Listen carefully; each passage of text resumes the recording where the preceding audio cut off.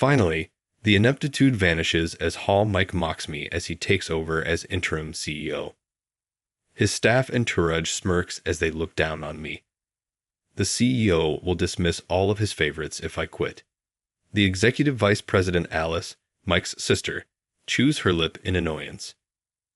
What are you considering? The business truly won't be able to run if Jack quits, she claims. Cease talking. You are the EVP, and I am the acting CEO. Mike shoots back, if you can't listen to me, then you should resign too. Linda, the CEO's wife, fully supports Mike. If I resign, Mike will take over the company, and I have no power to stop it. It is quite upsetting to witness the internal conflict within this family-run company. I should probably step down. I bowed my head deeply and said, "Thank you for everything up to this point." I look up and notice that Mike, Linda, and the other staff members have gone pale. I look around, and I'm shocked. Jack is my name. I'm a 32-year-old salesperson employed by Harrison Design, a mid-sized design firm. The upper management of our family-run business goes by the last name Harrison. Mr. Harrison serves as the CEO, his son Mike as the executive vice president, and his daughter Alice as the managing director. Although Linda, the wife of the CEO, does not have a formal position, she frequently visits the office to voice her dissatisfaction with the staff. I've heard that family-run businesses often turn into tough workplaces. Indeed, Linda, who wanders around the office without doing any work, can be annoying at times. However, as long as I ignore her complaints, it's a pretty good place to work. The primary reason is that Mr. Harrison, the CEO, is a very respectable person. He never throws his CEO status around and always considers the employees' opinions. That's why our company has a good atmosphere. The employees work comfortably without harboring any grievances. Mr. Harrison's children joined the company's leadership about 5 years ago. His eldest daughter, Alice, is a year older than his son Mike, but Alice is just the managing director, and Mike is the executive vice president. Alice doesn't really complain about this. She's a graduate from a renowned university in a major city and is extremely capable. She never brags about it and puts the employees' comfort first, making her the type of female supervisor you'd willingly follow. On the other hand, Mike, who became the executive vice president, is somewhat problematic. Before joining his father's company, Mike traveled the world as a backpacker, while Alice gained experience in another design office. There's nothing wrong with world travel, but Mike seems unable to shake off his student mentality and doesn't like hearing anything unpleasant. Perhaps our company still clings to a male-dominated society, given Mike's promotion despite being younger. Linda's influence is a major factor in Mike's usefulness. She dotes on Mike and seems to indulge all his whims. Yet, as the son of the respectable Mr. Harrison, Mike will probably change as he gains experience. I thought I was still young, but it's been 10 years since I graduated college. During that time, I've worked solely for Harrison Design. As more young people join, I feel my age. I try my best not to become an unpleasant supervisor. Additionally, I have a unique connection with Mr. Harrison. He enjoys playing chess, but few people in the office can match him. While there are people who play pool and checkers, I'm one of the few who can play chess, so we often play in his office during lunch breaks or after work. We don't hold back, and our win rates are about even. Well, I lost today. Maybe I'm getting old, says Mr. Harrison. What are you talking about, Mr. Harrison? We still need you to keep going strong, I reply. Mr. Harrison, having turned 60 the other day, started to worry about his age. From my perspective, he's still plenty young, vibrant, and the perfect example of a 60-year-old professional. It seems his concern about his age hardly comes from the fact that his son Mike is still not capable enough to be left in charge with confidence. Leading with a loss wasn't satisfying. How about it, Jack? One more game. Sure, but I won't go easy on you, I say. Mr. Harrison laughs heartily, and we begin setting up the chess pieces again. Then, one day, something happened. A female employee rushes out of the CEO's office in a panic. "Somebody call an ambulance." Mr. Harrison collapsed right after he said he's having chest pains. As we employees head towards the CEO's office, we find the door open and several employees have already crowded inside. I hear the loud voices of Mike and Alice. "Dad, hang in there. I'm loosening your tie now." "Dad, you'll be okay. Just don't move. The ambulance is on its way." The paramedics arrived quickly and took Mr. Harrison away on a stretcher, accompanied by the executive vice president Mike and the managing director Alice. Linda was at home when she was informed of Mr. Harrison's collapse. She said she would head straight to the hospital. Meanwhile, we at the office couldn't focus on work, anxiously waiting for news from Mike and Alice. Soon, Alice called the company. "Dad's completely unconscious now. He's in a critical condition with arrhythmia and a high fever," she said. From that day, a wave of anxiety spread throughout the office. While we tried to keep working, everyone was whispering about the future of Harrison Design. "If Mr. Harrison doesn't make it, will we all lose our jobs?" someone asked. "No, the executive vice president and managing director are still here. One of them will take over," another replied. But the issue was significant. I thought things might work out if Alice became the CEO, but I was only anxious about the future if Mike took the position. There were several family meetings at the Harrison household, and ultimately my worst fears were confirmed. Mike, as the eldest son, was appointed the acting CEO. This is the downside of family-run businesses, but the employees couldn't vote for an acting CEO. The next day, Mike arrived at the office, taking on his new role with confidence. During the morning assembly, Alice, the managing director, announced it to all the employees. Mr. Harrison is still unconscious. Harrison Design is facing its biggest crisis since its founding. Let's rally behind the acting CEO and get through this crisis together, Alice said. As I listened to Alice's words, I found myself lost in thought. Was this really okay for Alice?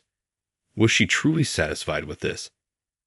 "A few words, please, acting CEO," Alice said. "I know everyone is anxious at a time like this, but I need you to trust me and give it your all. If we all work hard, surely my father's condition will improve." One of Mike's supporters started clapping, and soon other employees joined in with the applause. I joined in while intently watching Alice. Trying not to reveal her true feelings, Alice joined the applause with a cold smile. An employee standing next to me muttered softly, "What's going to happen now? I'm really worried." It seemed I wasn't the only one feeling anxious. A few days passed since Mike became the acting CEO, and its effects were already apparent. Mike had begun implementing major layoffs. It had been 5 years since Mike joined Harrison Design, and there were quite a few employees who were dissatisfied with him. Unfortunately, I was one of them. It appeared he wanted to get rid of anyone he considered a nuisance. Let me explain what happened so far. Before the layoff started, Linda had begun frequenting the CEO's office. I don't know what they were discussing, but it didn't seem like good news for us employees. "Hey, someone take some tea to the CEO's office and check out the situation," a female employee said.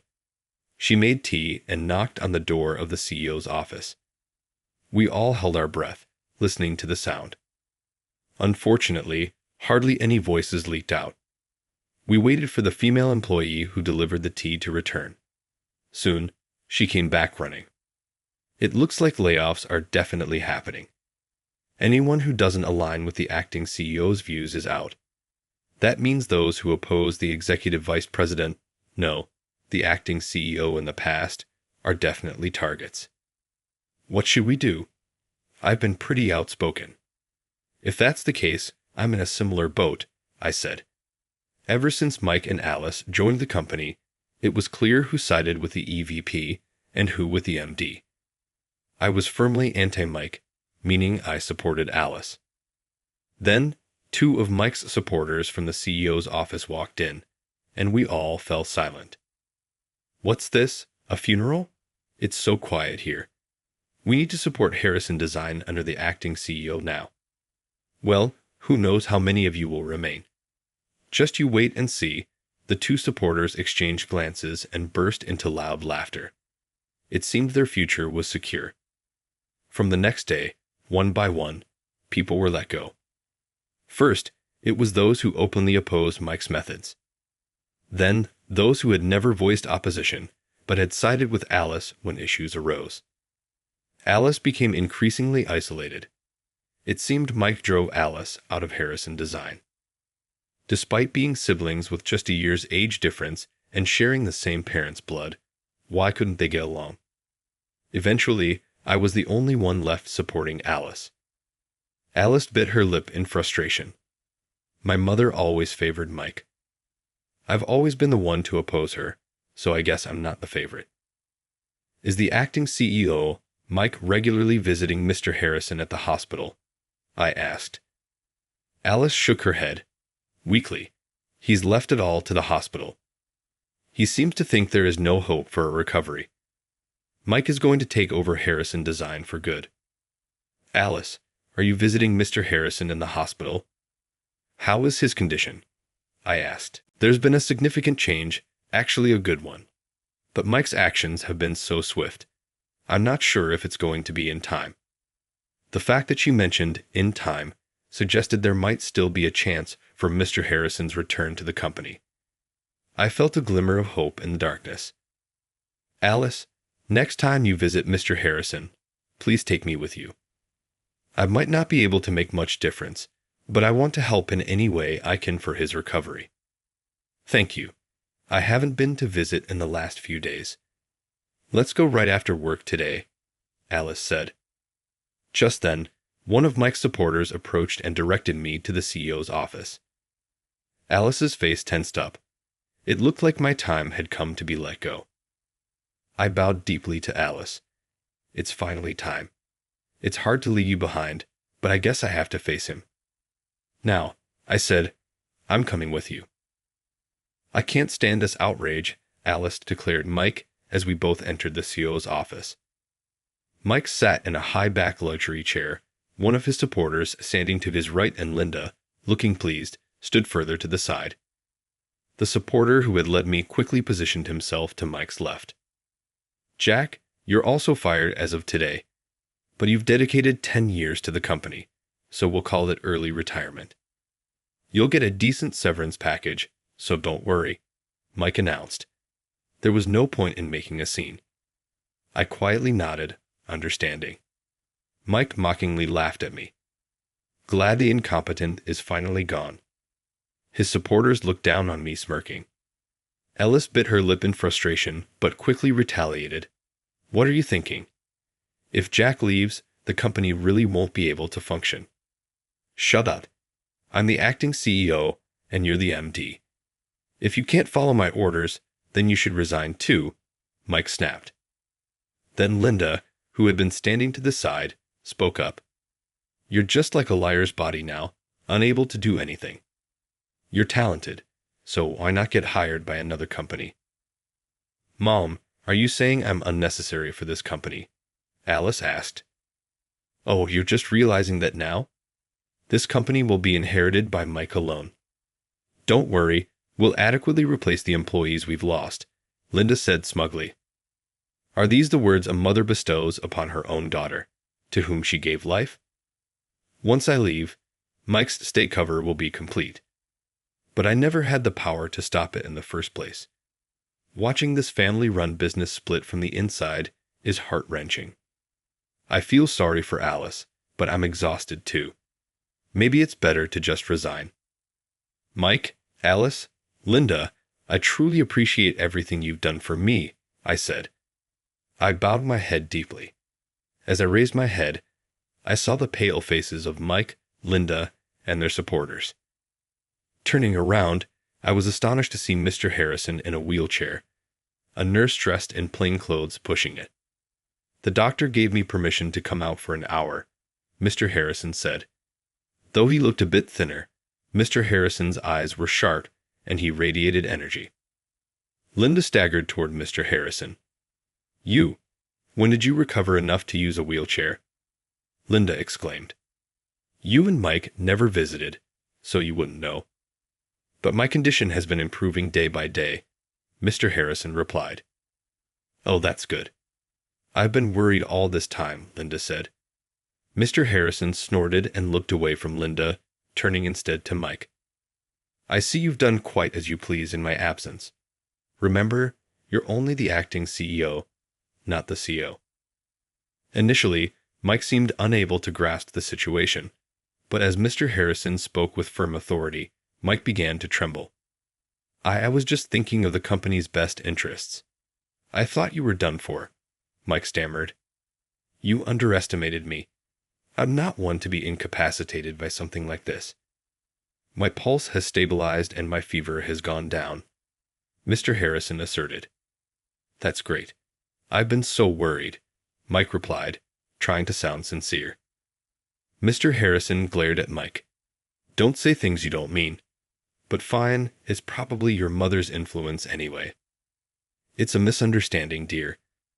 I would never put such ideas in Mike's head, Linda protested. I've known you long enough to know better. Anyway, Alice, I'm feeling a bit tired. Could you call an assisted taxi to take me back to the hospital? Mr. Harrison requested. Of course, Dad. I'll have you give orders from your hospital room. I'll be your hands and feet, Alice responded.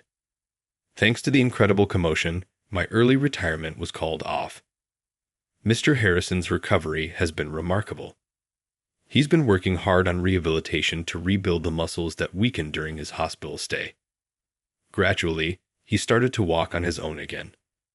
I began visiting the hospital room daily with Alice, and each time we saw him, he seemed more energetic. However, it looked like a full recovery would still take some more time, so Alice brought a computer into Mr. Harrison's hospital room to make it easier for him to work. With Alice's assistance and me helping her, he could manage CEO duties for Torque from the hospital room. Despite being 60, Mr. Harrison is quite familiar with computers, so he was pleased to be able to work from his hospital room. He opened his laptop and turned on the power. Well then, what should we tackle first? First, let's restore Harrison Design to its original state. What Ellis displayed on the computer screen was a list of employees who had been fired. It might seem too good to be true to fire them on our own accord and then ask them to come back, but we can't operate without them. I'm prepared to apologize to each of them personally, she said. That's right. I'll join you in apologizing. None of this would have happened if I hadn't fallen ill in the first place. Mr. Harrison agreed. Following Mr. Harrison's instructions, the fired employees were brought back. We all rejoiced at being reunited with smiles. I'm relieved to be reinstated. I was worried about my remaining mortgage, one employee said. That's good to hear. Let's continue to support Mr. Harrison, another added. With this, 90% of the original staff was restored. Unfortunately, we couldn't say it was 100% back to the old company. Now we just needed to post job openings and bring in new talent. A fresh breeze would surely help the company grow even more. Eventually, Mr. Harrison was discharged and began attending work in a wheelchair. Getting sick is no joke. If you let your guard down, your son might just take over the company, he joked. That's right, Dad. We still need you to be strong, Alice agreed. Mr. Harrison and Alice had a genuinely good relationship, full of mutual trust. Unbeknownst to us, the Harrison family had split into two factions. Mr. Harrison and Alice, and Linda and Mike, sadly opposing each other. Linda must have loved Mr. Harrison to have married him. Maybe love between a man and a woman doesn't last forever. As an unmarried man, I had no right to comment, but with most of the employees back, it was time for retribution against those who had betrayed Mr. Harrison. First, both of Mike's supporters were fired. Those two being around made Mike overestimate himself, but the real culprit here is Linda, Mr. Harrison reflected. As time passed in their marriage, they both grew increasingly dissatisfied with each other. Gradually, Linda became overly affectionate towards only Mike.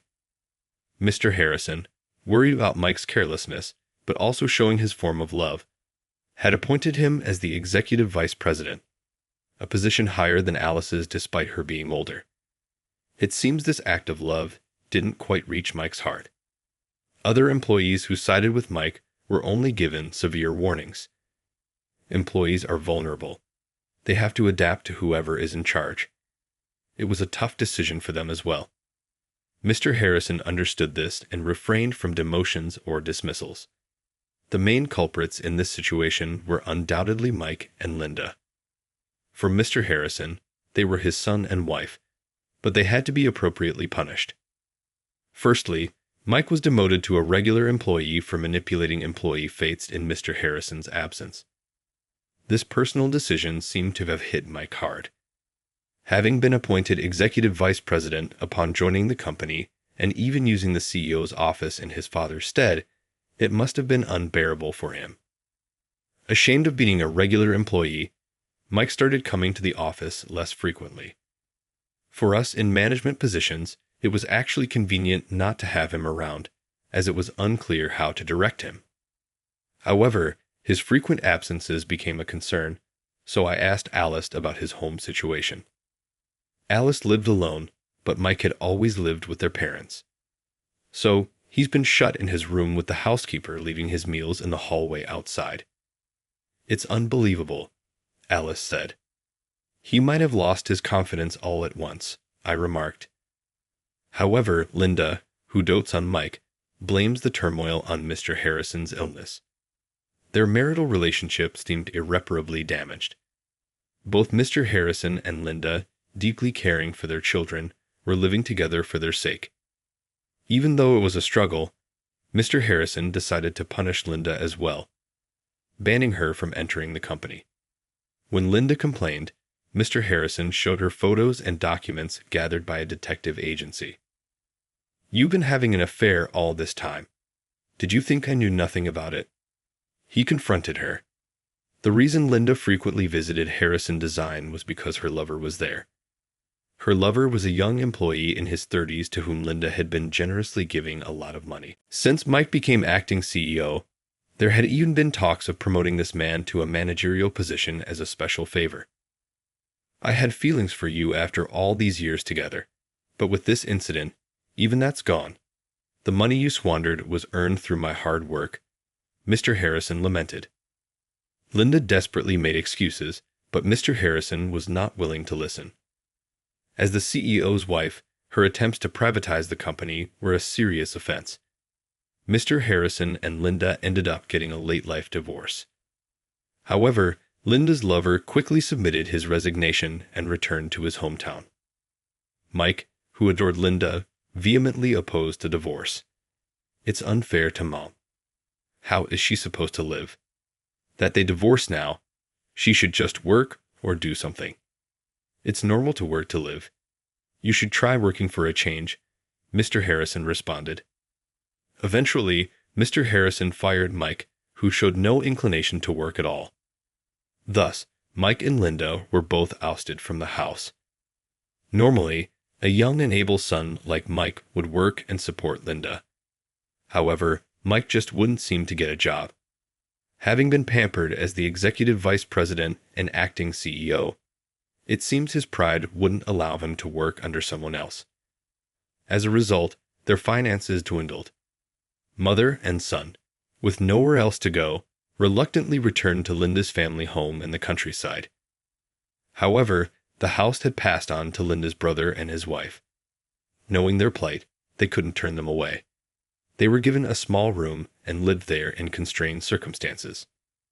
As for those of us who remained at Harrison Design, Mr. Harrison fully recovered and no longer needed a wheelchair, though he used a cane just to be safe. He walked firmly on his own feet. With the CEO's full return, the company regained its normalcy. I was promoted to head of the sales department in the next personnel change. The responsibility was greater, but Mr. Harrison trusted me. With the support of my subordinates, I found my work fulfilling. Ellis became the executive vice president, serving as an excellent confidant and advisor to Mr. Harrison. I should have appointed Alice as the executive vice president from the beginning.